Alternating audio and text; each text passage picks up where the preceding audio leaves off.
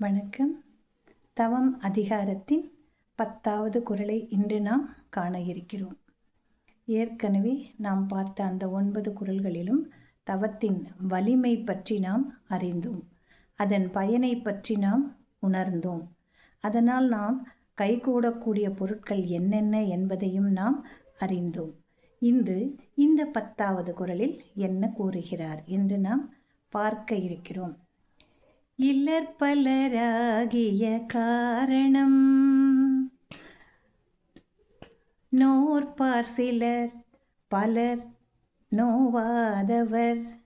இலர்பலராகிய காரணம் நோற்பார் சிலர் பலர் நோவாதவர்.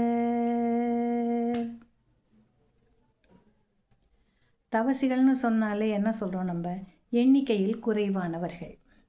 உலக நடைமுறைகளின்படி தவம் இயற்றுபவர்கள் அல்லது சந்நியாசிகள் அல்லது மௌனிகள், யோகிகள், சித்தர்கள் இவர்களின் எண்ணிக்கை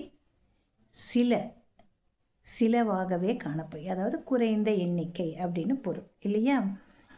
ஏனென்றால் இவர்கள் அனைவருமே மெய்யறிவு பெற்றவர்கள். யார்? தவசிகள், இந்த சித்தர்கள், யோக புருஷர்கள் இவர்கள் எல்லாம் என்ன?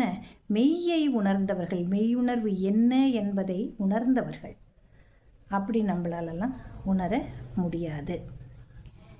ஏனென்றால் இவர்களின் எண்ணிக்கை குறைவு. தவம் இயற்றுபவர்களின் எண்ணிக்கை குறைவு. தவம் செய்யாதவர்கள் பலராக இருக்கிறார்கள். அதனாலேயே உலகில் மெய்யறிவு பெற்றவர்களின் எண்ணிக்கை குறைவாக இருக்கிறது. சிலர் என்று இங்கு கூறுகிறார்.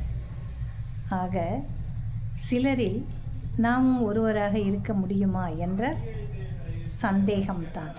நாம் பலரில் ஒருவராகத்தான் இருக்கிறோம். நன்றி. அடுத்த அதிகாரத்தில் உங்களை நான் மீண்டும் சந்திக்கிறேன். நன்றி.